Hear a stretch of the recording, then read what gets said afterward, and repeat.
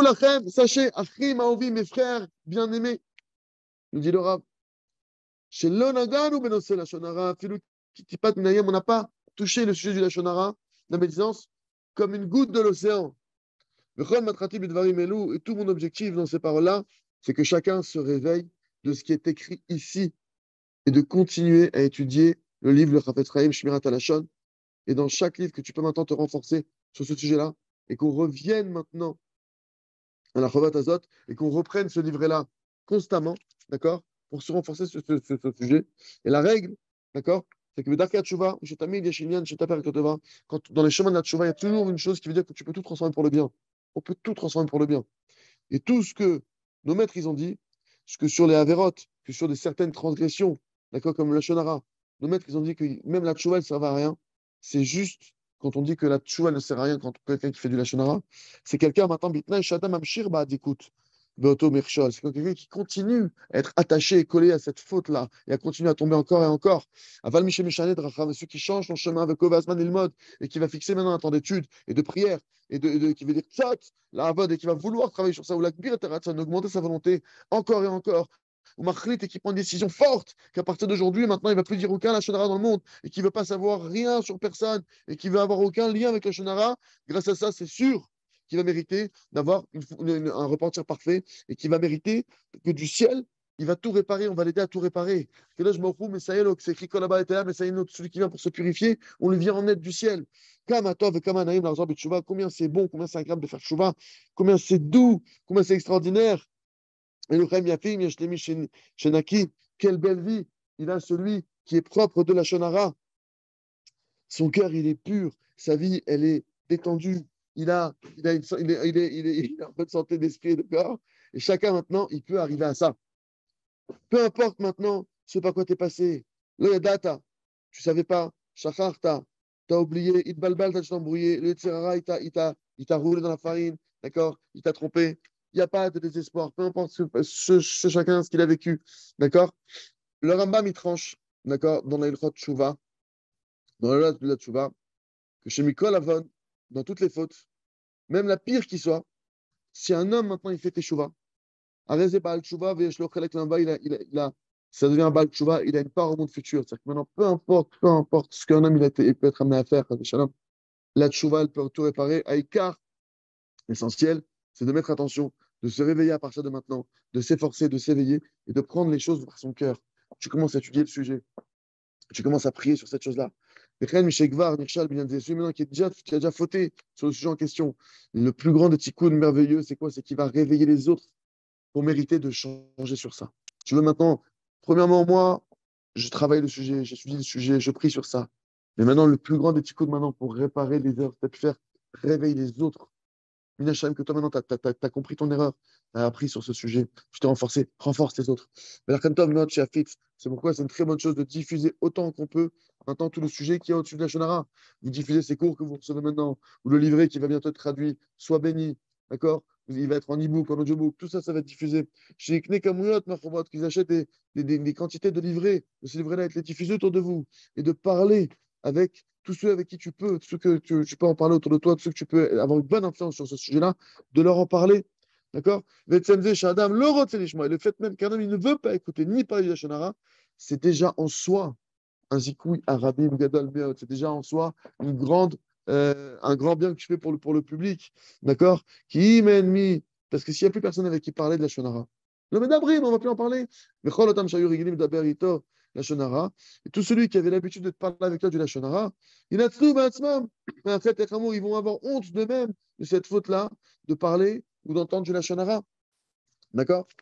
Nesakem, il nous dit le Rav ici, je vais conclure rapidement avec plusieurs choses. Pour que chacun maintenant, pour que tout celui maintenant qui n'a pas le temps de lire tout ce livret, il va pouvoir maintenant revoir un sikoum, un résumé, d'accord? Et de se rappeler tout ce qu'on a appris. Premièrement, ce qu'on a appris, celui qui dit le Shonara, il nie l'essentiel, il renie l'essentiel, il renie la Kadosh Baruch Hu, il renie la Torah. Ou le Massé, la Shonara, à la Kadosh Baruch Hu, et concrètement parlant, celui qui dit la Shonara, en fait, il dit du Lashonara, en réalité, sur Hachem en personne. Ou au reste, il détruit, il anéantit le monde et il retarde la Géoula. En un mot, d'accord, c'est possible de détruire la vie de beaucoup de personnes. Et à chaque fois qu'on va parler du Lachon Hara, tu tues, il y a 3 personnes qui sont mortes. Celui qui en parle, ça tue 3 personnes. Celui qui en parle, celui qui entend, celui de qui on parle. Les conséquences du Lachon Hara, d'accord, c'est que déjà, ça impurifie tout le corps. La personne, elle perd sa neshama sainte.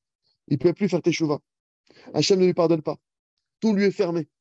Toute la lumière spirituelle de toute sa vie spirituelle et toute la vie spirituelle, tout lui est fermé. Il n'a aucun goût dans l'étude, dans les mitzvot. Mon katser et yamav, ça raccourcit ses jours. Et on le juge dans le ciel négativement. Ou ma bête à date, il perd sa connaissance, il perd sa conscience. Il tombe dans l'animosité. Ça devient un animal, kepshuto. Et tout ce qu'il a entraîné aux autres, tout ce qu'il a entraîné aux autres de négatif, akol magialo beatzmo. Tout va lui revenir en boomerang, mesure pour mesure, et il se juge lui-même négativement. Quand tu juges négativement les autres, c'est toi qui es en train de juger négativement. Alors, qu'est-ce qu'on peut faire?